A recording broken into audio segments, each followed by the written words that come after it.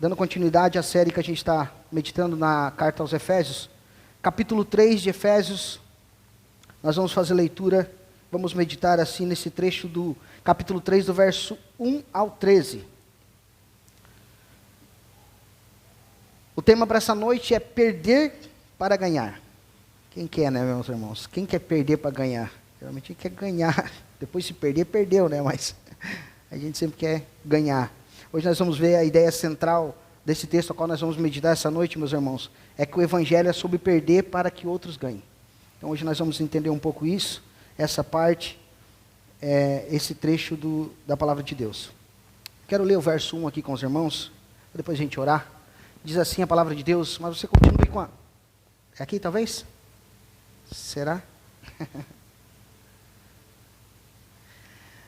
Eu acho que pode ser algum microfone aqui que esteja ligado, mas enfim, vamos lá, meus irmãos. Eu quero ler esse primeiro trecho, esse primeiro versículo com os irmãos, vou orar e depois você permanece com a Bíblia aberta para a gente dar continuidade.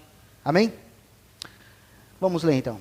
Por essa razão eu, Paulo, prisioneiro de Cristo Jesus, por amor de vocês, os gentios. Se é que vocês ouviram falar a respeito da dispensação da graça de Deus a mim confiada em favor de vocês. Vamos orar? Tá aí, tá bom. Senhor Deus e Pai, nós queremos te agradecer, Deus, por esse momento de estar à tua presença, de estar te louvando, te bendizendo, Pai. Queremos aqui, Pai, pedir que mais uma vez o teu Espírito Santo nos conduza, Senhor Deus, através da tua palavra, e que a tua palavra, Senhor Deus, possa gerar em nós, Senhor Deus, tremor, amor, e gerar, Senhor Deus, em nós maturidade, que é a ideia central, Senhor Deus, desse tempo qual estamos meditando na tua palavra, Pai. Que nós venhamos a amadurecer, Senhor Deus, a tua presença e espiritualmente falando, Pai. Assim nós te pedimos essa noite, Senhor Deus, que o Senhor fale conosco. Torne cativa a nossa mente nesse momento de meditação, Pai.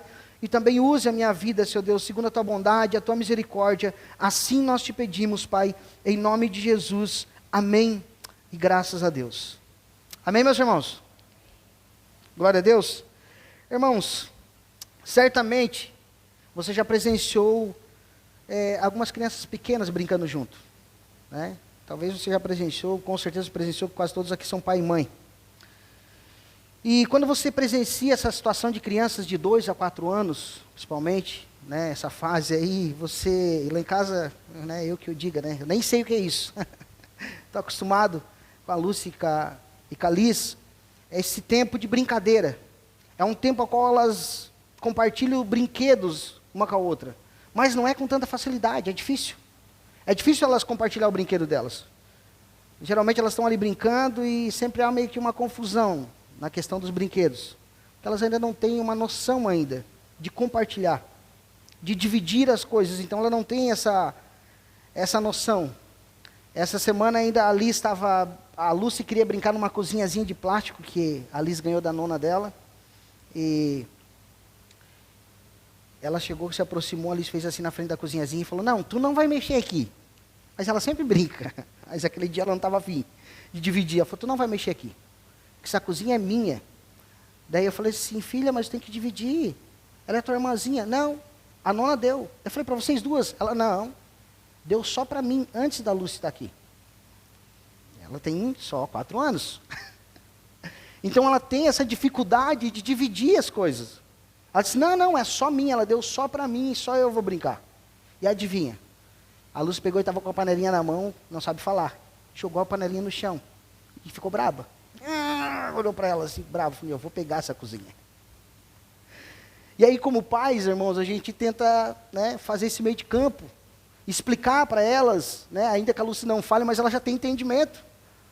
E ela jogou a panelinha no chão braba, porque a outra não deixou ela brincar com a cozinha. Mas o que eu quero dizer com isso, irmãos, que criança não tem uma maturidade ainda, uma compreensão do que é compartilhar. As crianças não têm esse entendimento ainda, porque eles estão começando agora a desenvolver o senso de posse, autonomia, de compartilhar com o outro. Então eles falam, não, isso aqui é meu e é só meu, eu não vou dividir com ninguém.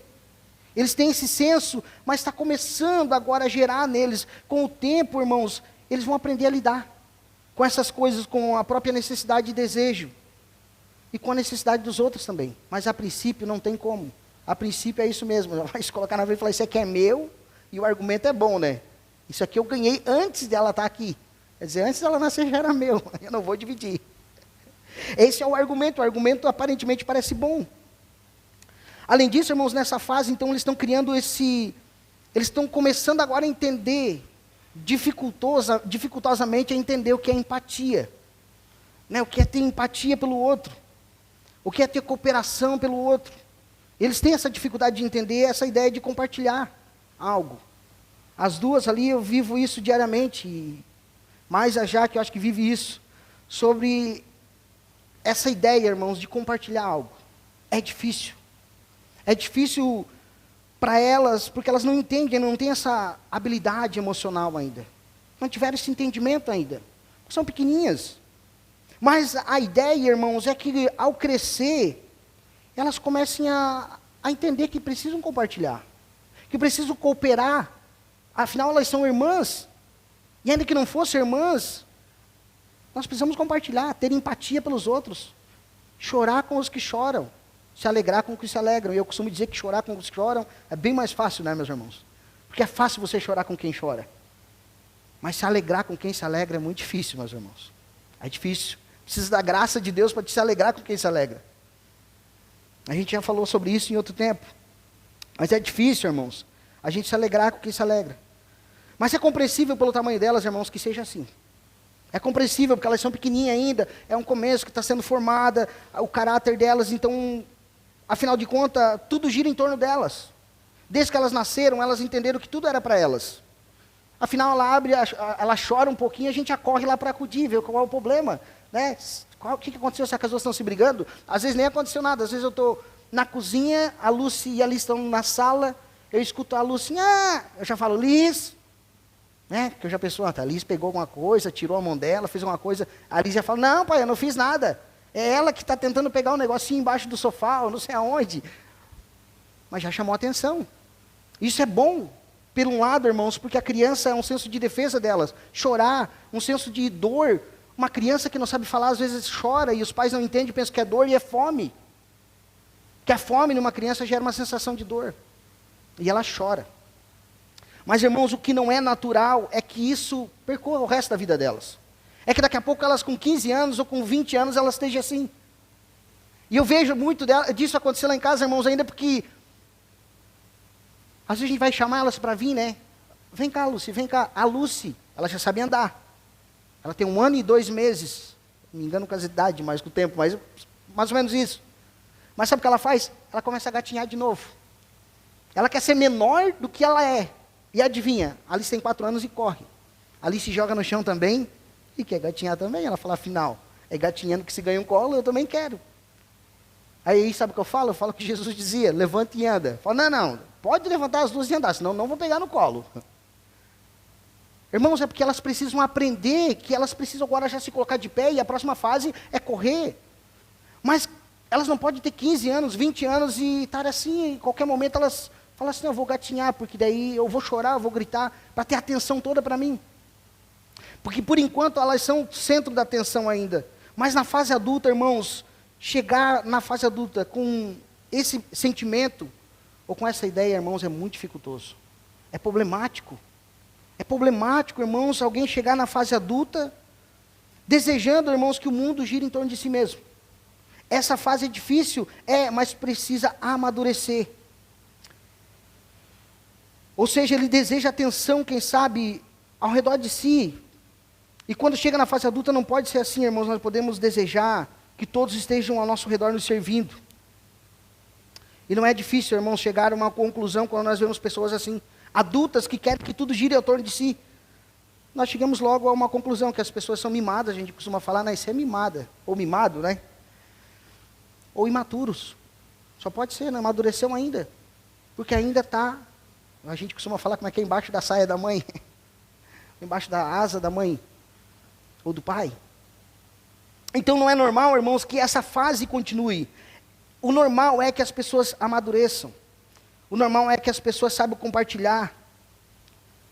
Que não desejem tudo para si, que não desejem tirar vantagem em todas as situações. E na vida espiritual não é diferente, irmãos. Bebês espirituais gostam de chamar atenção para si. E tudo que está ao seu redor chamar atenção para si, muitas vezes cheio de feridas, muitas vezes, como eu falei semana passada, eu acho, salvo engano, gostam de ficar cutucando e arranhando aquela feridinha.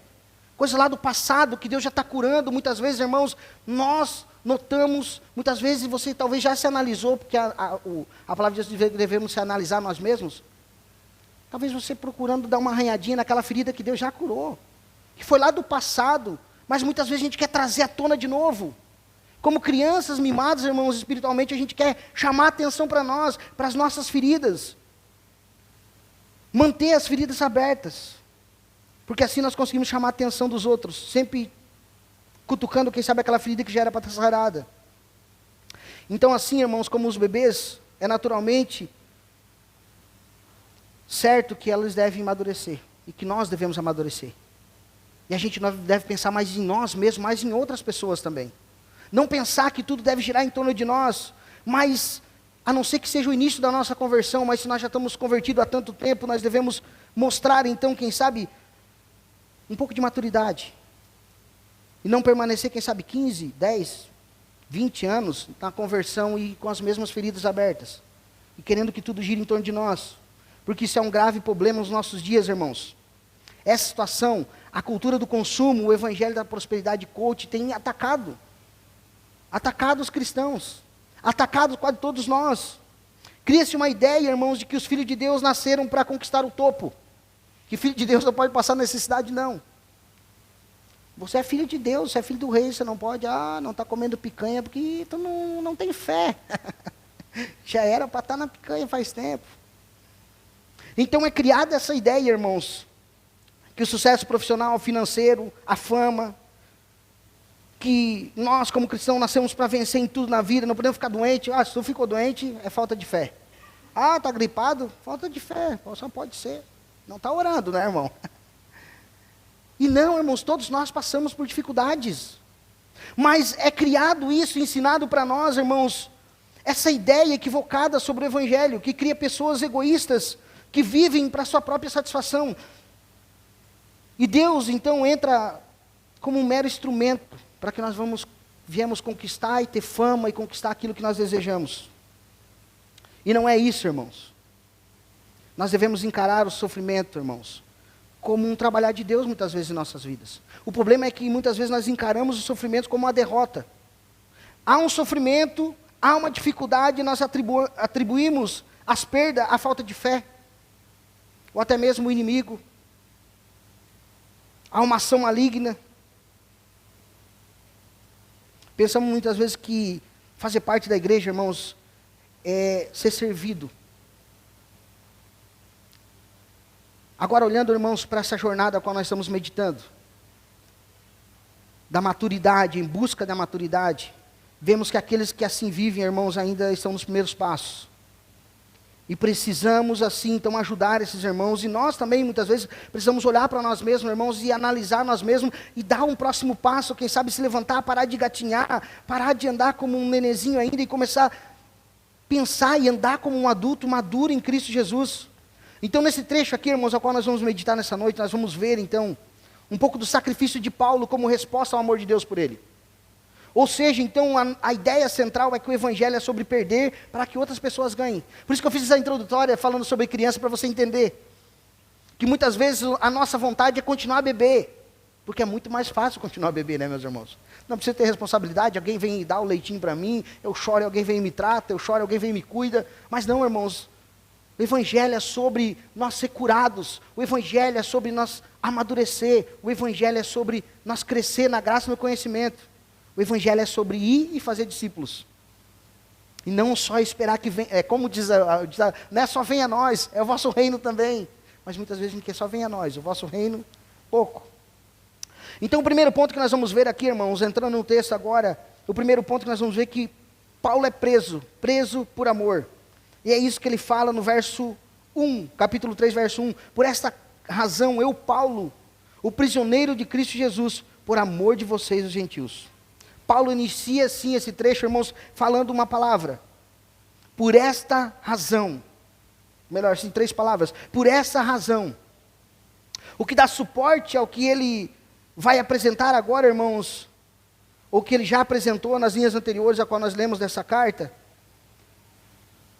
Nós lembramos que isso, claro, se trata de uma carta, então uma carta nós não podemos partilhar ela assim, ela tem uma linha de raciocínio, por isso nós estamos seguindo ela para a gente aprender.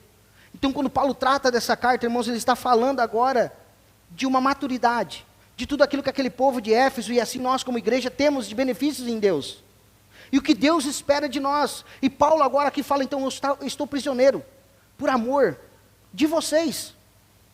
Então Paulo começa a falar isso, da sua prisão agora, porque ele está preso. No capítulo 1, ele apresenta para nós, irmãos, como nós vimos anteriormente, ele apresentou para nós as bênçãos espirituais em Deus, que inclui o plano eterno do Pai, em escolher a igreja como sendo o seu povo. A redenção de nossos pecados pelo Filho. O selo do Espírito Santo, que é a garantia da nossa herança.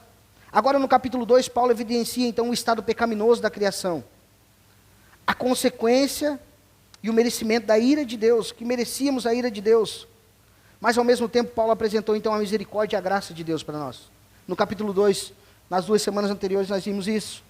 Ele apresentou a misericórdia, a graça, o amor de Deus, que não somente nos reconciliou com o Pai, mas também reconciliou com a família de Deus. Agora no capítulo 3, então, Paulo vai falar o motivo pelo qual ele está preso. Por isso ele diz, eu, Paulo, prisioneiro de Cristo Jesus. A prisão onde que Paulo estava, irmãos, era uma prisão do militar. Ele estava preso na sua própria casa, ele tinha ainda uma certa liberdade, ir e vir, fazer algumas coisas, mas ele estava preso, ele não podia sair dali. Ele estava ali preso, nesse tempo, detido, por causa dos tumultos que ocasionava quando ele saía e começava a pregar. Gerava tumulto, gerava ali então problemas, e o povo da lei judaica naquele tempo, os romanos também, viram que era muito tumulto, que era problema. Aqueles que haviam crucificado Jesus agora falaram assim, nós crucificamos Jesus, e esses caras continuam. Parece que não acaba, parece que quanto mais a gente tenta parar, parece que mais vem. Então eles cercaram Paulo e colocaram ele em prisão domiciliar. Paulo não era um qualquer, né, meus irmãos? Paulo, ele foi um grande homem, estudioso, aprendeu aos pés de Gamaliel, que era um homem muito estudioso da lei judaica, um mestre da lei judaica. E Paulo era zeloso com tudo isso. E tanto por isso que ele perseguia os cristãos, a gente sabe da história, né, meus irmãos? Ele perseguia porque ele era zeloso pela lei. E ele olhava e falava para os cristãos, não, eles precisam morrer, que eles estão se levantando contra a lei de Moisés. Então ele conhecia muito bem e entendia muito bem da lei. E por isso que ele perseguia e matava alguns cristãos, fazia parte disso tudo. Mas agora, então, a palavra diz que Paulo, que perseguia os cristãos, ele tem uma conversão. Ao caminho da cidade chamada Damasco, ele tem uma conversão, ele tem um encontro com Jesus. E quando ele tem esse encontro com Jesus, meus irmãos, a vida dele muda. A vida dele muda e ele passa a não ser mais perseguidor, mas agora um cooperador de Cristo Jesus. Ele passa agora a entender o que ele e para que ele foi chamado. Por isso que às vezes você tem tanto conhecimento, tantas coisas, irmãos, eu comentava essa semana passada, essa semana agora que passou com o Fagner. Por isso que muitas vezes, irmãos, nós temos conhecimento de várias áreas. Espiritualmente falando, irmãos, e também, né, naturalmente falando. Porque alguma experiência, alguma bagagem que Deus te deu vai servir para um dia compartilhar com alguém, vai servir para o entendimento de alguém, e você entender o que aquela pessoa está passando. Então Paulo agora não é mais um perseguidor agora, aquele que perseguia a igreja, agora ele passa a proclamar, irmãos, as boas novas. No entanto, isso causou a fúria dos judeus, irmãos. Afinal, eles haviam matado Jesus e parecia que o movimento só crescia. Agora vem Paulo, não bastasse agora os outros discípulos, Paulo, que os discípulos ainda estavam pregando só para os judeus, agora Paulo vem pregar para os gentios. Então eles falam, esse negócio vai crescer, porque até então o gentio não tinha essa oportunidade. Então Paulo começa a pregar o evangelho e falar sobre a união entre gentil e judeu, por meio de Jesus, o Messias. E aí o negócio fica mais feio ainda, que aí eles ficam com mais raiva ainda de Paulo. O levante é maior. Isso era um absurdo para o judeu, né, irmãos? Porque na ideia deles era se contaminar com os pecadores. Os gentios eram considerados, como vimos anteriormente, considerados impuros. Ninguém sentava com o gentil. Quando nascia um gentil, o judeu não podia passar, se a mãe estivesse tendo parto, nascendo a criança não podia ajudar, que era mais um impuro que nasceria na terra. Então era preferível que morresse. Um jovem casava ou uma jovem casava com um gentil. considerado maldito, impuro. Eles faziam até uma cerimônia fúnebre. Já morreu, a família considerava que tinha morrido. Então, tamanho, assim, como é que eu posso dizer para os irmãos?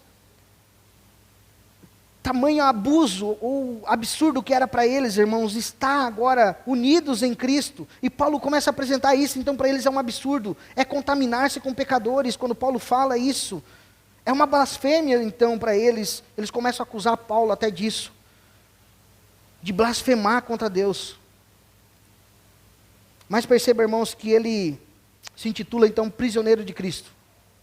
Ele sabia que a fúria dos judeus, a prisão e tudo que ele estava passando não era porque os judeus eram tão poderosos.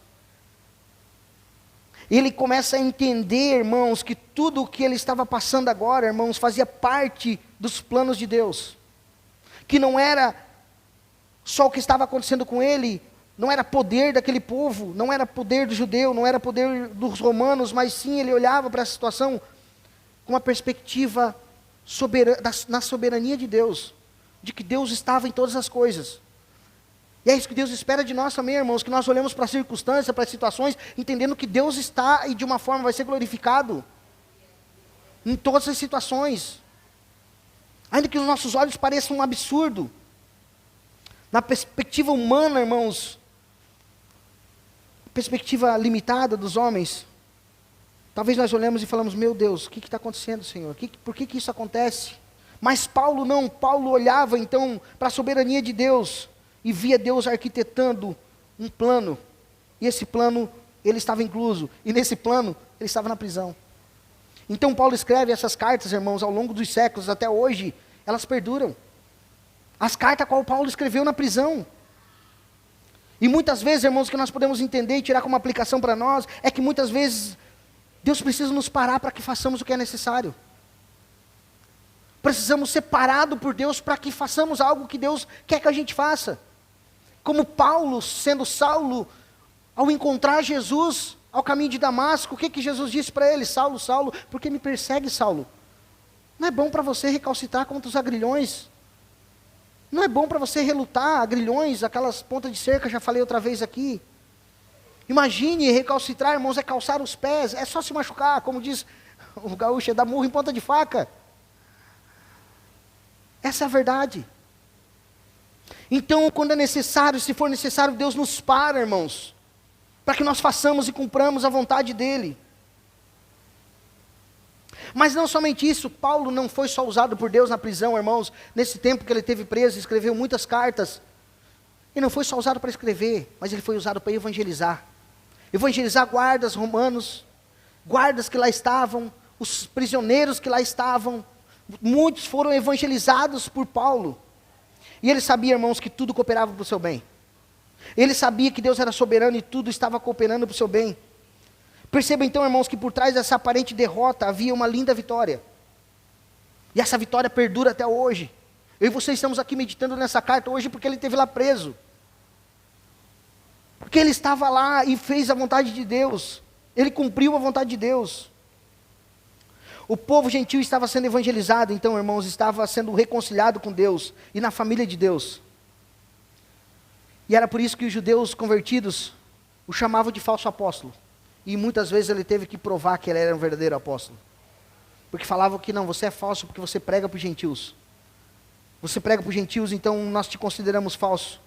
Mas Paulo amava o povo que era odiado pelos judeus. Paulo amava aquele povo. Ele sabia que Jesus havia se sacrificado em seu lugar, e ele havia aprendido com isso, irmãos. Paulo poderia ter ficado quieto, poderia. Ele poderia ter seguido a sua vida normalmente.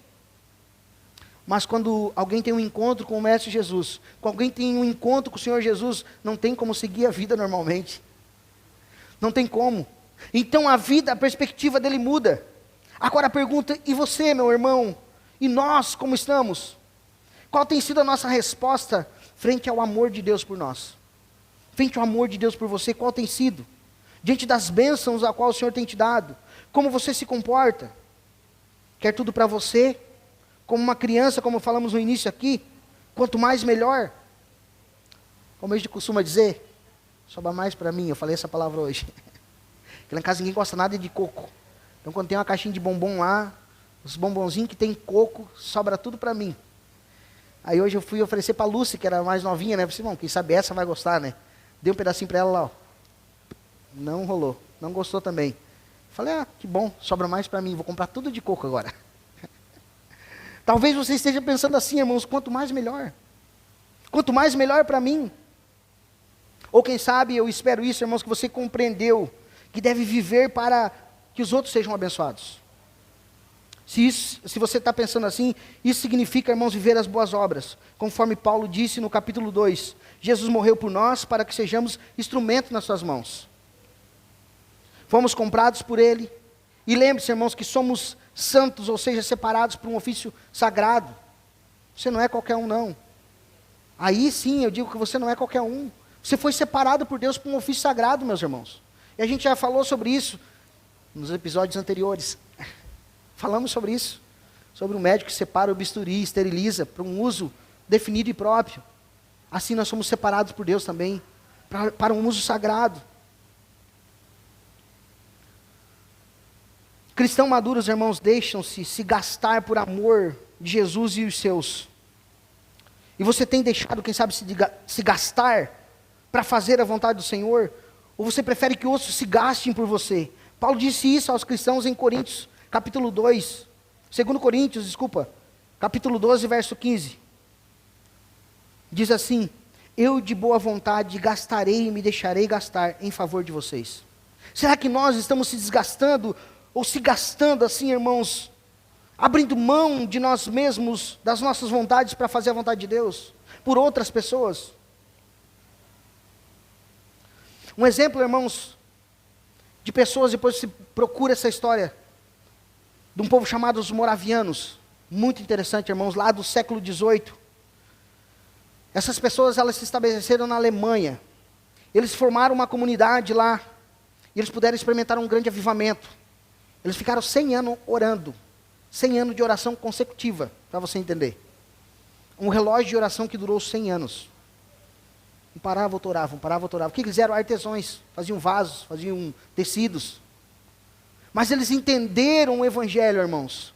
E eles se desgastaram para que a palavra de Deus avançasse para muitos lugares. Inclusive, algum deles se vendia como escravo, para que os escravos fossem evangelizados. E os outros continuavam trabalhando, para abençoar aqueles que estavam indo em viagem missionária. Deles partiram muitos missionários, irmãos. Eles tiveram essa convicção profunda da necessidade de levar o Evangelho às nações. Então eles começaram a enviar missionários para as colônias dinamarquesas, na Índia também, irmãos. E marcaram então uma extensa campanha missionária. Esse evento aí durou muitos anos, né? E eles se colocando à disposição até se tornar escravos, irmãos, para evangelizar aqueles que estavam na escravidão. Então, imagine, irmãos, o tamanho do amor que eles tinham e do tamanho do entendimento deles, irmãos, para entender que as pessoas precisavam ouvir o Evangelho. Entenderam esse amor do Evangelho, esse amor de Deus por nós. Tiveram essa disposição de se vender como escravos, irmãos. Então, se você puder dar uma olhada depois, olhem a história dos moravianos, pode procurar no YouTube que deve ter. Vocês vão entender, depois eu tenho um vídeo, eu vou mandar no nosso grupo da igreja também. Vocês vão ver o testemunho, o tamanho do testemunho de amor que esse povo teve. O tamanho de dedicação que esse povo teve. E o serviço deles, irmãos, a Cristo impactou a sociedade profundamente. Muitas vidas, irmãos, chegaram até o Evangelho, ouviram o Evangelho através da vida deles. Então, irmãos, que esse exemplo de Jesus, de Paulo e dos moravianos instigue a nós a viver essa boa obra que Jesus nos coloca a nosso favor. Segundo ponto, irmãos, a revelação do mistério de Cristo está ali no verso 3, capítulo 3, verso 2. Diz assim, vamos ler do verso 2 ao verso 6. Se é que vocês ouviram falar a respeito da dispensação da graça de Deus, a mim confiada em favor de vocês, pois segundo uma revelação, me foi dado a conhecer o mistério, conforme escrevi há poucos, resumidamente. Ao lerem o que eu escrevi, poderão entender a minha compreensão do mistério de Cristo, o qual em outras gerações não foi dada a conhecer aos filhos dos homens, como agora foi revelado aos santos apóstolos e profetas pelo Espírito. O mistério é que os gentios são cordeiros, membros do mesmo corpo e co-participantes da promessa em Cristo Jesus por meio do Evangelho.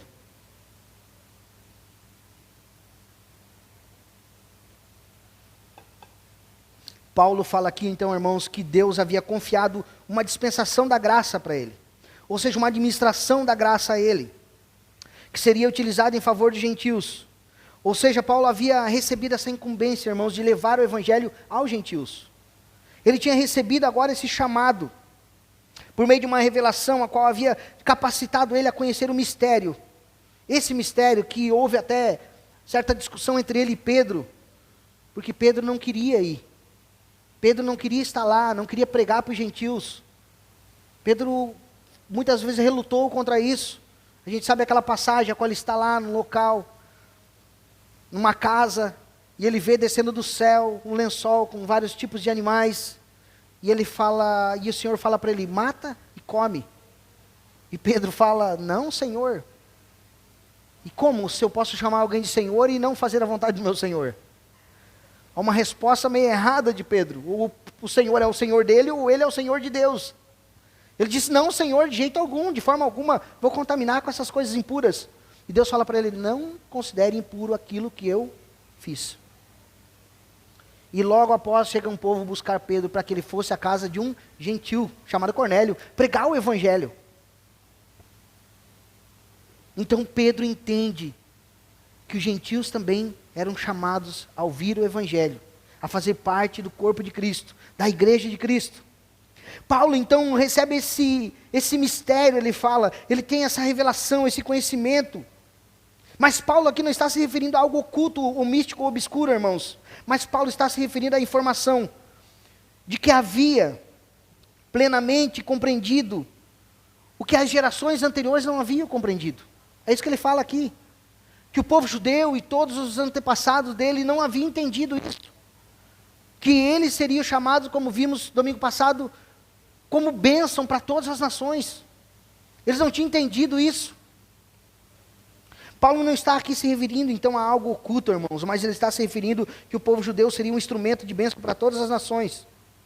Mas a ideia deles não era assim, a visão deles não era essa. O fato de que os profetas já prediziam algo nesse sentido, mas somente veio após o cumprimento. Agora no verso 6, então, irmãos, ele revela o mistério. Trata-se dessa união plena entre os gentios e os judeus. Como vimos semana passada, que eram povos inimigos. Eram povos, como eu falei aqui, odiavam uns aos outros. Os judeus mais odiavam os gentios não tantos. Mas era considerado um povo impuro. Os judeus, então, irmãos, não se misturavam com os gentios, de forma alguma. Porque eles eram impuros, como falei. Até que haveria essa possibilidade, às vezes, muitas vezes, de um judeu se tornar um prosélito, eles falavam, né?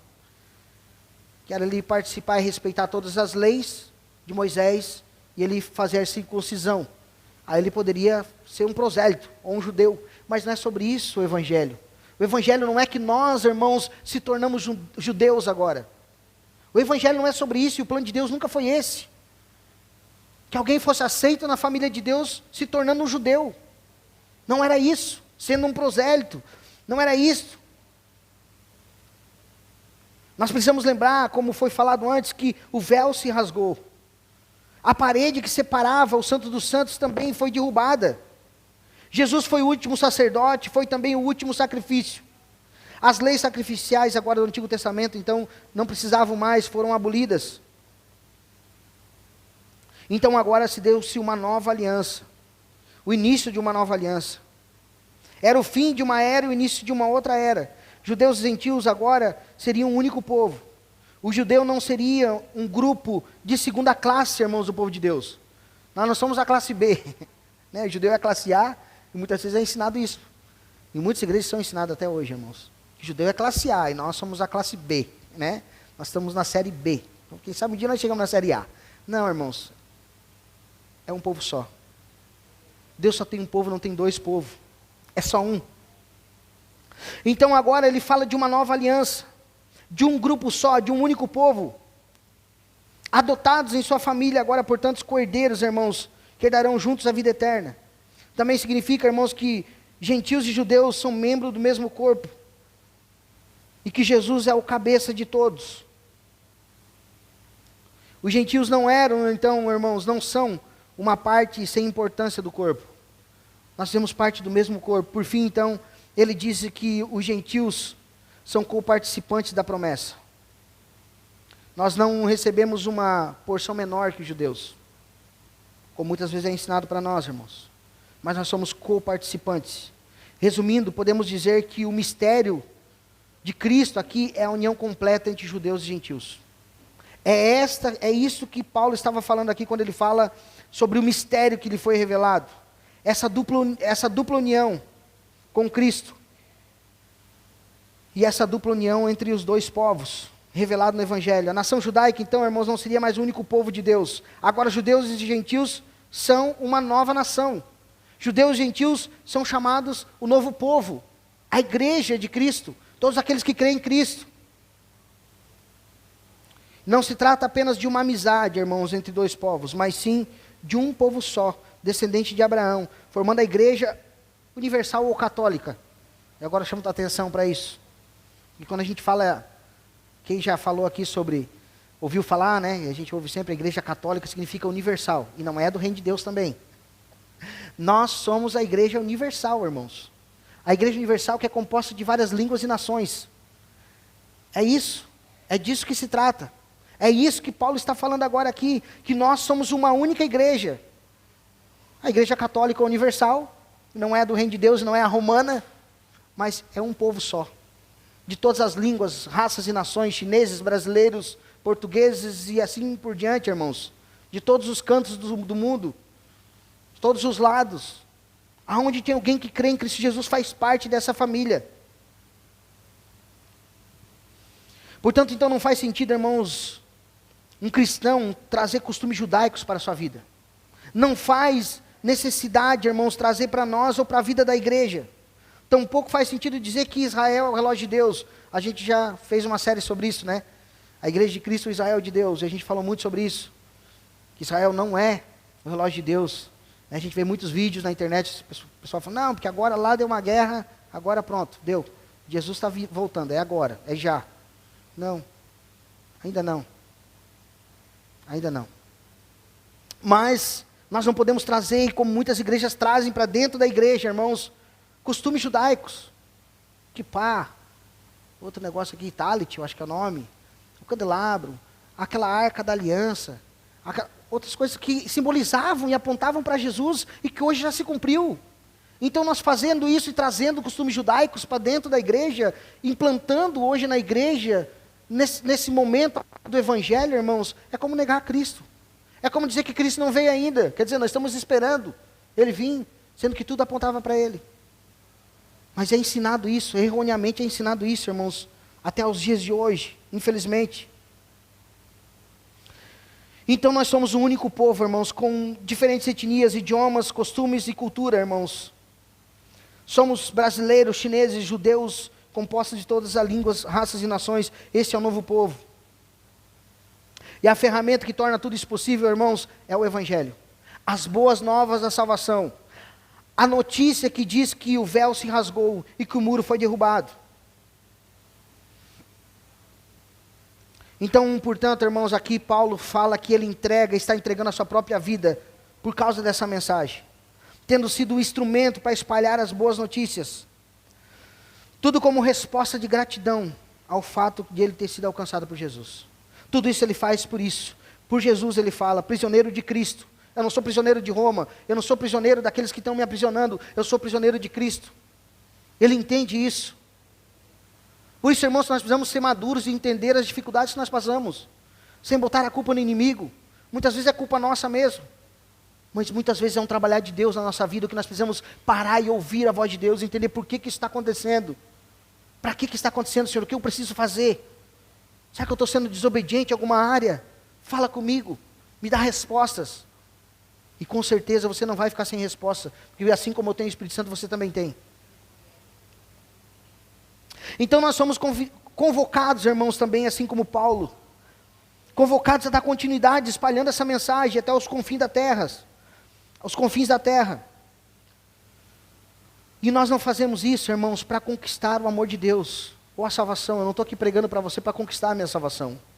Eu estou aqui, irmãos, pregando, irmãos, e isso precisa estar bem claro para nós. Nós façamos algo para Deus, se nós cantamos, se nós tocamos, se nós evangelizamos, se nós ofertamos, se nós evangelizamos lá na rua, servimos aqui dentro da igreja, servimos ao Senhor Jesus, servimos aos irmãos, não é para conquistar a nossa salvação. Nós não estamos fazendo isso, irmãos, como uma ideia de troca, de conquistar o amor de Deus, dele te amar um pouquinho mais. Não. Nós estamos fazendo isso, irmãos, diante do amor imenso que Ele teve por nós. Nisso faz parte das boas obras, que é espalhar a mensagem, para que todos sejam alcançados, ou o máximo de pessoas, como Paulo também diz. Paulo dedicou a sua vida, irmãos, a isso. Tanto ele dedicou a sua vida, como nós também, irmãos, muitos de nós dedicamos. Como eu falei aqui na nossa igreja, quase a maioria dos irmãos estão envolvidos em alguma área, e glória a Deus por isso. E aqueles que não estão, têm esse anseio já de se envolver e servir em alguma área, e glória a Deus por isso. E o meu pedido e a minha oração, irmãos, é que você sinta cada dia mais vontade de servir ao Senhor por gratidão, se envolver na missão do Senhor. Então oportunize-se, irmãos, viver por algo maior que você mesmo. Terceiro ponto, Paulo fala que ele é o agente encarregado dessa missão. Verso 7 ao 9 diz assim: no qual fui constituído ministro conforme o dom da graça de Deus, a mim concedida, segundo a força operante do seu poder. A mim, o menor de todos os santos, foi dada essa graça de pregar aos gentios o evangelho das insondáveis riquezas de Cristo, e manifestar a todos qual é a dispensação do mistério que durante os tempos passados esteve oculto em Deus, que criou todas as coisas. Paulo aqui diz então, irmãos, que ele foi constituído ministro. E essa palavra no grego aqui significa diácono. Também significa servo. Então ele foi considerado e constituído servo de Deus. Paulo, portanto, aqui entendia, irmãos, que era um servo de Deus. E que atuava mediante o dom da graça que Deus deu para ele. Ou seja, Deus não havia estendido a Paulo, ou Paulo não havia, assim melhor entendido, deixa eu refazer aqui. Deus não havia entendido que Paulo era ótimo, era uma pessoa boa, era uma pessoa agradável, por isso que Deus deu o dom para ele, que ele era bonzinho e merecedor de receber o dom de compartilhar o evangelho, não. Não era isso que Paulo estava dizendo aqui, muito pelo contrário. Paulo perseguia os cristãos, a gente ouviu, hoje a gente já falou sobre isso, perseguia o cristão, matava os cristãos, participava muitas vezes, e quando ele não arquitetava para que os cristãos fossem mortos. Então, irmãos, não é porque Paulo era bonzinho, não. Deus também não olhou para Paulo e ficou impressionado com os dons que ele tinha. Ou seja, não, Paulo é um bom pregador. Não, ele entende de toda a lei, então eu vou chamar ele para pregar para os gentios. Afinal, ele odiava a igreja. Então não foi por isso que Paulo foi chamado. Deus não ficou impressionado com os dons. Ou então decidiu usar ele porque ele tinha muitos dons. Os próprios dons aqui são presente de Deus, é isso que Paulo fala. São presente da parte de Deus. Ele também aqui reconhecia, irmãos, que para cumprir essa missão era necessário a força do poder operante de Deus na vida dele. E ele mesmo se via como o menor de todos. Nós vimos aqui ele falar agora, que ele se via o menor de todos os santos. Isso não era uma falsa modéstia, irmãos. Não era uma falsa modéstia. Era analisar a si mesmo. Paulo olhava para si mesmo e falava, eu sou o menor, porque eu matei, eu persegui, eu não merecia nem servir a Cristo, eu não merecia nem estar aqui. Era vergonha então que ele tinha do seu passado, irmãos. Ele não se achava digno de ser um instrumento usado nas mãos de Deus, pelas manchas do seu passado. Ele fala isso a Timóteo, Lá em 1 Timóteo 1, verso 12, ele diz assim: dou graças a Cristo Jesus, nosso Senhor, que me fortaleceu e me considerou fiel, designando-me para o ministério. A mim, que no passado era um blasfemo, perseguidor e insolente, mas alcancei misericórdia, pois fiz isso na ignorância, na incredulidade. Transbordou, porém, a graça do nosso Senhor, com a fé e o amor que há em Cristo Jesus. Essa palavra é fiel e digna de toda aceitação. Que Cristo Jesus veio ao mundo para salvar os pecadores, dos quais eu sou o principal. Mas, por esta mesma razão, me foi concedida a misericórdia, para que em mim, que sou o principal pecador, Cristo Jesus pudesse mostrar a sua completa longanimidade e eu servisse de modelo para todos os que hão de crer nele para a vida eterna. Paulo aqui então demonstra, irmãos, uma grande aplicação para a nossa vida. Não importa o nosso passado, sempre haverá chance de perdão e redenção. Sempre haverá chance, irmãos. Hoje é um novo tempo, hoje é um novo dia, hoje a misericórdia de Deus se renovou em nossa vida. Hoje é tempo de nós se arrepender de novo, hoje é dia de redenção. Sempre podemos, irmãos, ser dispenseiros da graça de Deus. Ou seja, sempre poderemos, irmãos, ser instrumentos na mão de Deus. Sempre. Isso porque não depende de nós, mas dele. É ele que opera em nós, por meio do seu poder. Obviamente, né, irmãos, que temos parte de responsabilidade. Porque se você não se colocar e fazer como nós louvamos hoje aqui, eis-me aqui, usa-me, leva-me como uma flecha que acerta o alvo, se nós não se colocar nas mãos de Deus, não dizer eis-me aqui, irmãos, é parte da nossa responsabilidade. Mas tenha certeza, irmãos, quando você se colocar à disposição do Senhor, o Senhor vai te usar. O Senhor vai te usar, porque a glória é dele. Ele vai te capacitar, porque a glória é dele. Claro que nós vamos buscar, né, irmão, se você tem vontade de pregar, você vai buscar estudar, você vai buscar estudar teologia, vai buscar mais conhecimento e colocar esses conhecimentos todo que você está recebendo em prática. Então, irmãos, nós não precisamos temer. Ele derramou poder sobre Paulo e também assim vai derramar sobre nós, sobre todo aquele que se voluntaria, se coloca à disposição.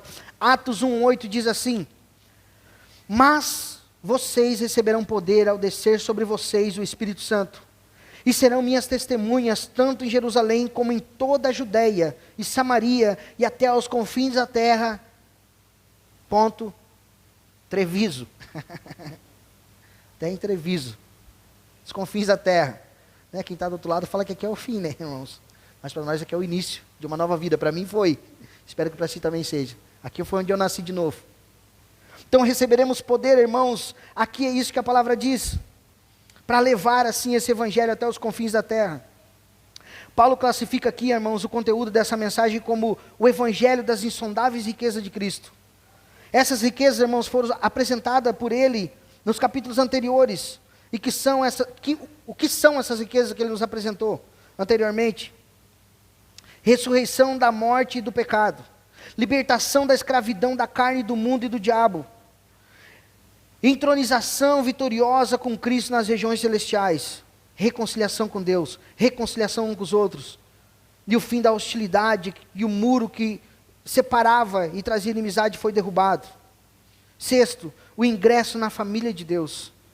Sétimo, a herança gloriosa em Cristo. O novo céu e nova terra. Parecia uma loucura, irmãos, Deus usar justamente Paulo para aquela missão.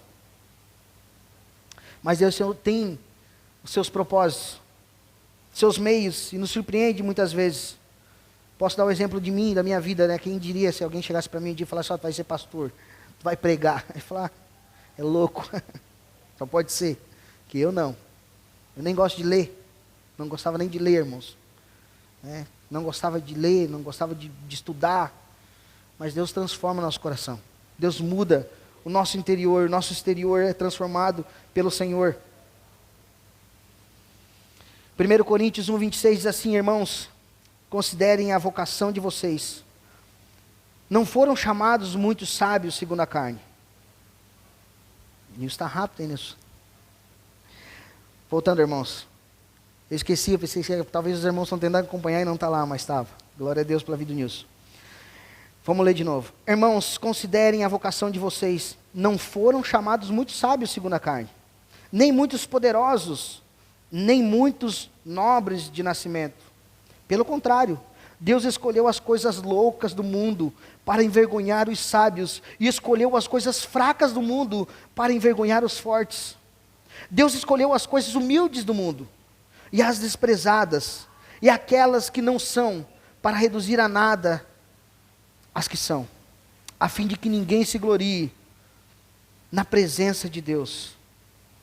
Agora imagine, irmãos, que privilégio, ser convocado pelo Senhor, como nós temos sido, chamado para essa missão de Deus na terra, de espalhar as insondáveis riquezas de Cristo. Olha o que Paulo fala, não foram muitos não, irmãos, poucos, confundir os sábios não entendem, muitas vezes, são confundidos. Então a missão que nós fomos chamados, irmãos, essa missão de levar o Evangelho, levar a palavra de Deus, irmãos, para os quatro cantos da terra. Não há missão maior, irmãos, do que essa. Claro que alguns são chamados para pastores, pregadores, mas de certa forma todos nós fomos chamados para fazer algo no corpo de Cristo. Talvez não para pregar assim sobre o púlpito, irmãos, mas nós fomos chamados para fazer e espalhar, para levar assim a boa notícia do Evangelho. Mas muitas vezes, irmão, nós nos acomodamos, guardamos para nós a mensagem, guardamos para nós, colocamos ela, nos calamos muitas vezes quando precisamos colocar em prática, irmãos. É como se nós tivéssemos a chave para libertar alguém, nós guardássemos no bolso, continuasse deixando a pessoa presa. E Deus nos dá a oportunidade muitas vezes, às vezes nos calamos, por vários motivos, quem sabe vergonha, quem sabe temor, quem sabe o que vão falar. Irmãos, já falam, já te consideram louco. Já falam, não é para ti, mas pensam. Se falar para alguém hoje, talvez que você tirou 1h30, domingo à noite, para estar aqui sentado, ouvindo uma mensagem, ouvindo Deus falar contigo, alguém vai falar assim, não vai falar, mas vai pensar. Louca. Imagina, podia estar vendo Fantástico. Podia estar vendo má notícias em vez de boas notícias. E aí, às vezes, irmão, nós deixamos de libertar muitas pessoas. Depois a nossa consciência fica pensativa, pensando assim, fulano teve muito tempo do meu lado e eu nunca falei do Evangelho. Quantas oportunidades foi me dada e eu nunca falei do Evangelho. Então, irmãos, oportunidades são nos dadas e nós devemos aproveitar essa chave que nós temos, irmãos, para libertar os escravos do pecado, irmãos. E não está, irmão, nas nossas mãos libertar esses escravos, não está. É o Espírito Santo que faz a obra, mas tu tem a chave. Tu tem a chave para apresentar para essas pessoas, falar, a chave está aqui, é o Evangelho, a chave está aqui, é Cristo.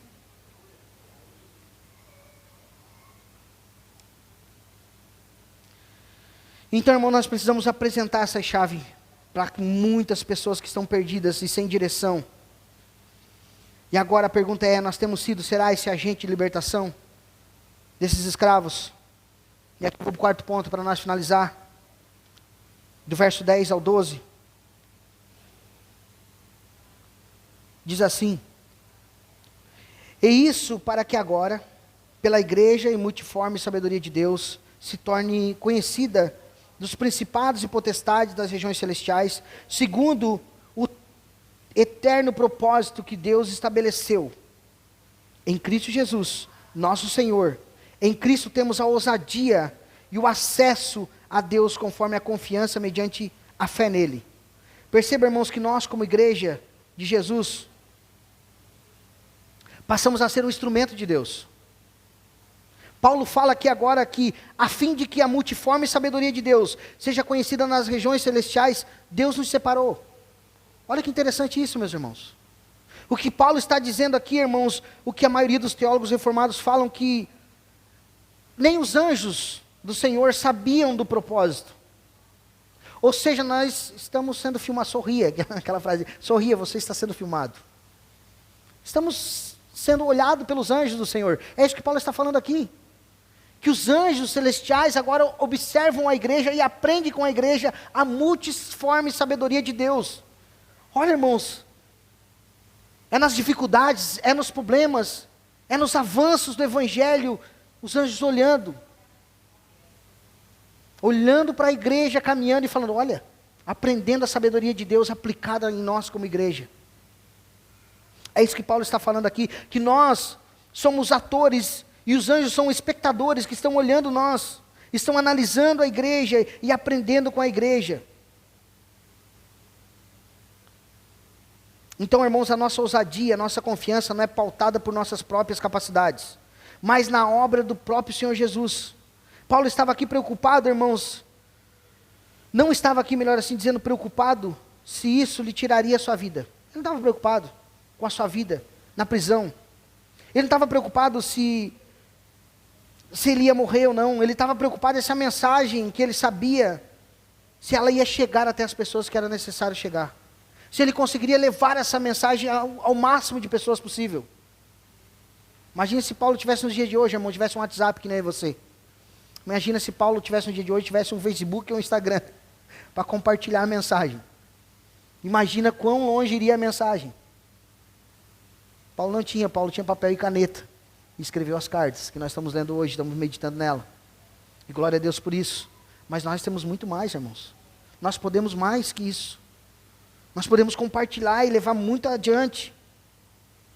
Então ele não se preocupava com a própria vida, mas ele se preocupava com a vida das pessoas, que custaria a vida eterna de muitas pessoas, não levar essa mensagem, irmãos. E agora a pergunta, o que nós temos feito com essa mensagem, que sabe, guardado para nós mesmos, enquanto a multidão clama de dor, sofrimento e falta de esperança. Nós temos a chave para libertar os prisioneiros. Nós temos um habeas corpus nas mãos, irmãos, para libertá-los. E às vezes nós estamos guardando uma gaveta. Temos uma carta de alforria em nossas mãos. Mas não temos coragem de utilizar. Quem sabe por medo. Quem sabe, como falei, por vergonha, o que vão pensar de nós. Por desinteresse, quem sabe até por uma preguiça. Nós não queremos muitas vezes fazer aquilo que o Senhor chamou nós para fazer, meus irmãos. E se isso está te atingindo, lembre-se do que Jesus fez por você. Lembre-se do que Jesus fez por nós. Era por isso que Paulo orava, irmãos, para que Deus abrisse os nossos olhos espirituais, para que nós viéssemos compreender o quão abençoado nós somos. Era essa a oração de Paulo. Essa também é a minha oração, irmãos. Que Deus abra os seus olhos também.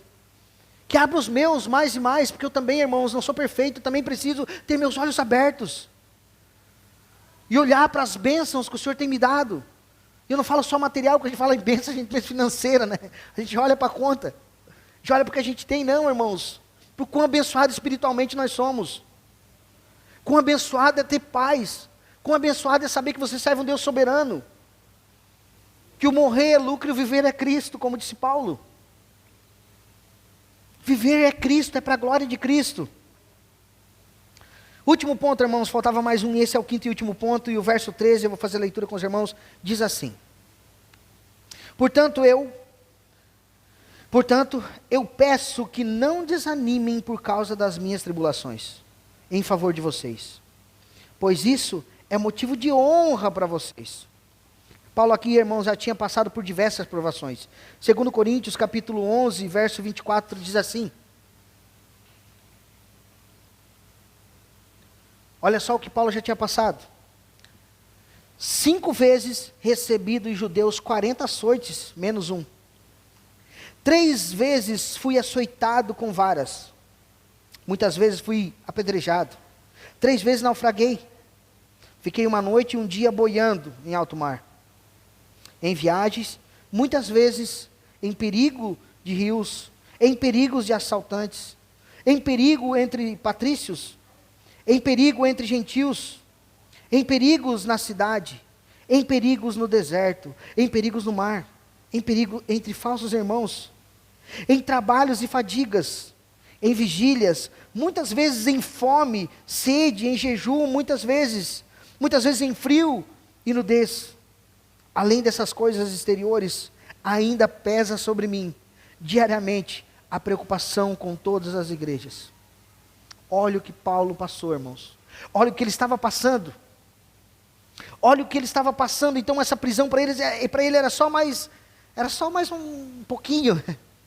Era férias. Essa prisão era férias. Por favor, escrever uma carta, porque o resto eu já passei. Olha só, irmãos, em consideração a nossa situação hoje.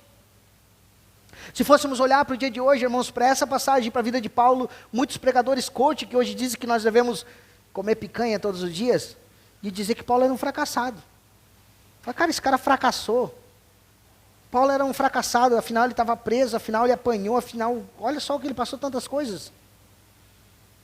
Paulo não foi um homem próspero. Olhando para a circunstância, irmãos, muitos iriam dizer que Paulo foi um fracassado. Paulo, além de tudo isso, então havia passado agora, irmãos, a estar preso. Tudo que ele passou no passado ainda agora estava preso. Mas segundo ele, nada disso era motivo de desânimo. Pelo contrário, era motivo de honra. E quem de nós pensaria assim, irmãos? Quem de nós, quem sabe, pensaria assim? Que estar preso pelo Evangelho seria motivo de honra. Quem de nós pensaria assim?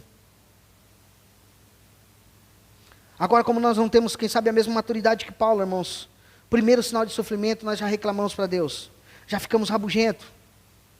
Já ficamos meio que de birra com Deus. Cruzamos os nossos braços e não se envolvemos na sua missão. Como crianças espirituais, muitas vezes fizemos chantagem emocional com Deus. Ó Deus, se tu me der isso, eu não faço mais. Eu não vou fazer mais isso. O Senhor não está me abençoando? Que o Senhor tenha misericórdia de nós, meus irmãos. Nos ajude nesse processo do amadurecimento. As frases de Paulo aqui devem nos inspirar também, irmãos. 2 Coríntios 15:15 diz assim. 2 Coríntios 15:15. Eu, de boa vontade, gastarei e deixarei gastar em favor de vocês. Pessoas, irmãos, precisaram morrer para que o Evangelho chegasse até nós. Nós estamos estudando agora, na segunda-feira, a história da igreja. Nós estamos nessa fase, né, que muitas pessoas precisaram morrer para que o Evangelho chegasse até nós.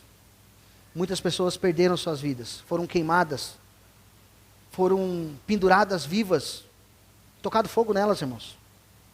Empalados, vivos, assim, espetado, colocado assim para iluminar a cidade. Para que nós pudéssemos ouvir essa mensagem. Muitas pessoas, irmãos, passaram por isso, foram torturadas. Agora chegou a nossa vez de dar sequência, irmãos, de levar o Evangelho. De ter essa vontade, essa intrepidez, meus irmãos, essa ousadia de levar. Ainda que seja difícil, doloroso, não é fácil, irmãos. Temos desafios diferentes das gerações anteriores. Eu não acredito que nós vamos ser mortos, irmãos, por pregar o Evangelho no Brasil. Quem sabe nem vamos ser presos nos próximos anos. Pode ser que aconteça, possa, por uma permissão de Deus, mas olhando assim, parece que não. Não vamos ser, irmãos, mas nós temos outros desafios. Nós temos outros desafios, irmãos, e um deles é a desrespeito de sermos fiéis à verdade. Vamos ser pressionados, irmãos, de todos os lados, a não falar a verdade, a não pregar a verdade, a continuar ensinando errado. E somos pressionados, irmãos, até em pregar a verdade, sabe por quê? Porque a verdade não agrada a muitos. A verdade, irmãos, desagrada a muitos. Muitos ainda querem ouvir o que a palavra que Paulo disse a Timóteo, querem ouvir aquilo que dá comichão nos ouvidos, aquilo que agrada a si mesmo. Aquilo que eu falo só, levanta a mão, irmão, você é um vencedor.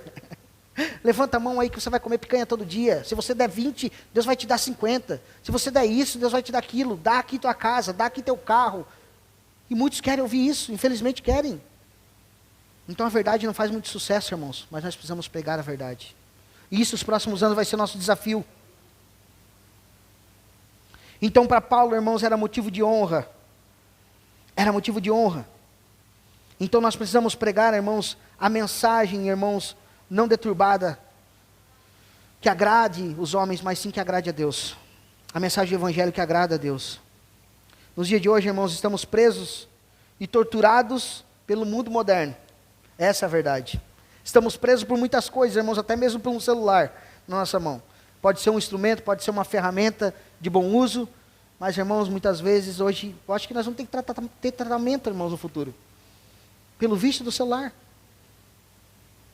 Vamos ter, irmãos. Vamos ter, futuramente nós vamos ter que ter um tratamento psicológico. Os psicólogos já vão ter que começar a estudar essa área. Se já não estão estudando, não sei. O vício na tela. Porque muitas vezes, irmãos, a gente se apega que a gente vê que a gente perdeu 15 minutos vendo nada.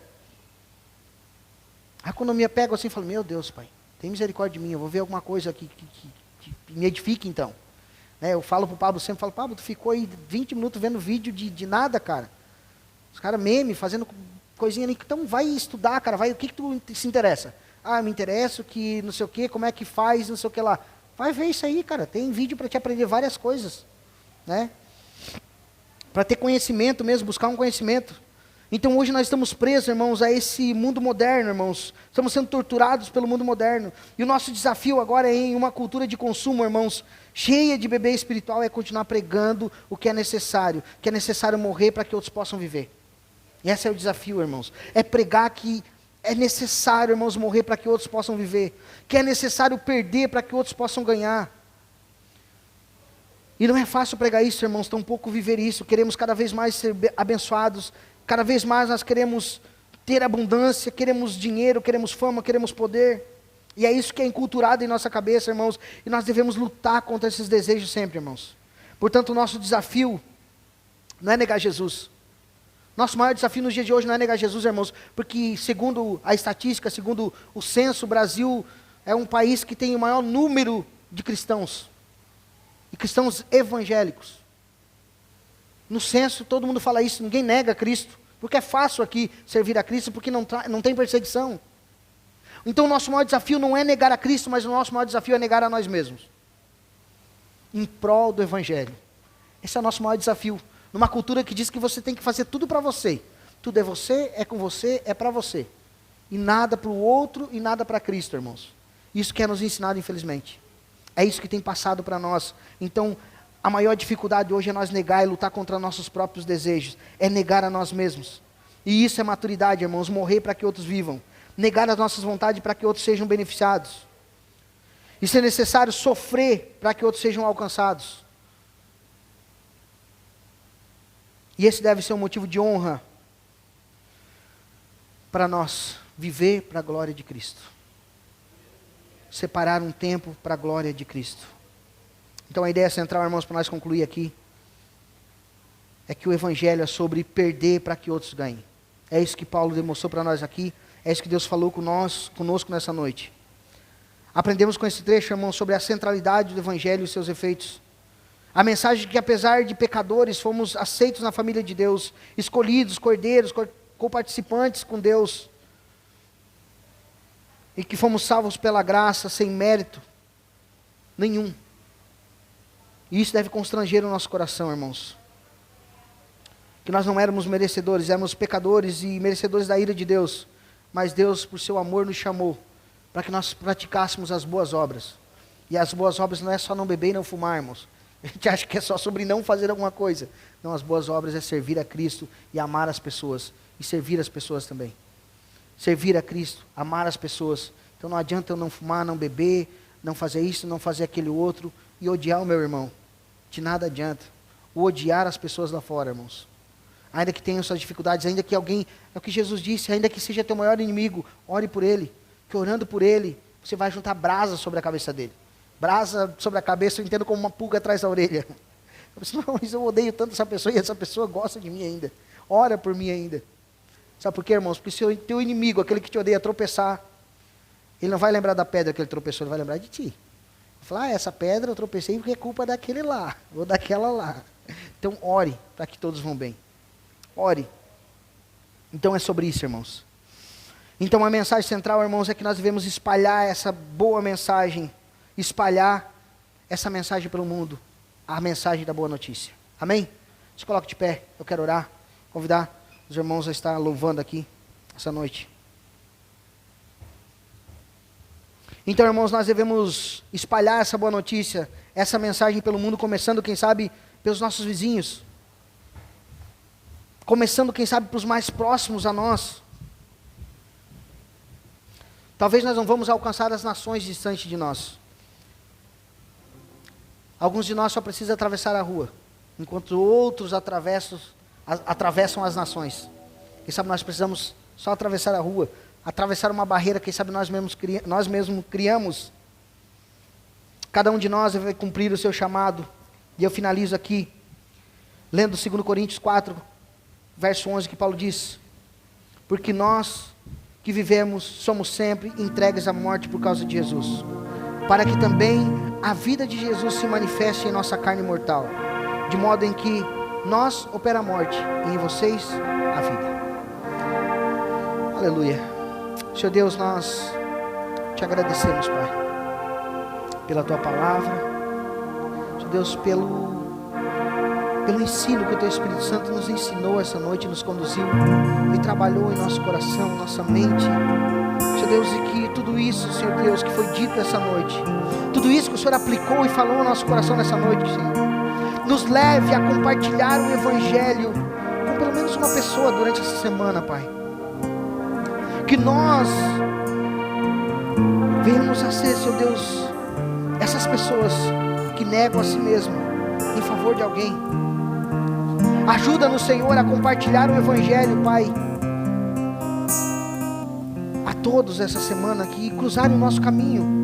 Nos dê oportunidade, nos dê palavra, nos faça relembrar do que foi dito nesta noite, Pai, e que nós possamos servir em alguma área, Senhor Deus, da tua santa igreja, Pai, que nós possamos servir em alguma área lá na sociedade, que nós possamos estar em várias áreas, Pai, influenciando e apresentando o teu santo Evangelho, Pai, apresentando, Senhor Deus, a boa notícia da salvação, a esperança que há em estar nas tuas mãos, Pai. Eu oro também, Senhor Deus, pelo estado aqui vizinho a nós, Pai, o estado do Rio Grande do Sul. Juntamente com a tua igreja eu oro, Pai, para que a tua misericórdia, Senhor Deus, se renove na vida de muitos que lá estão. Que o Senhor conforte o coração daqueles que perderam seus entes queridos, Pai, os seus bens materiais, Pai, porque aqueles que perderam os bens materiais ainda têm oportunidade de se entregar ao Senhor e viver uma nova vida e uma nova esperança, assim como nós vivemos hoje, Pai. Pai, ali, Senhor Deus, em 3 dias nós vimos, Senhor Deus, que a tua palavra ela se cumpre em todos os momentos, Pai. Muitos dizem que o dilúvio foi apenas uma besteira, uma historinha da Bíblia. Foram só 40 dias de chuva, e de onde 40 dias ia inundar o mundo inteiro. Mas nós vimos, Pai, que 3 dias de chuva recorrentes, Pai, inundaram um estado quase por totalidade, Pai. Senhor Deus, que a tua misericórdia, Senhor Deus, se renove em nossa vida. Que a tua misericórdia se renove nas igrejas que lá estão, nesse estado do Rio Grande do Sul, Pai. Que possam ser instrumentos usados nas tuas mãos, Pai, para servir e amar aqueles que lá estão, Pai. Pai, que essa oração chegue até o teu trono, Pai, e assim gere ação também em nós. É o que nós te pedimos essa noite e te agradecemos, em nome de Jesus, amém. Graças a Deus. Vamos adorar o Senhor, meus irmãos. Sonda-me, Senhor, e me conhece.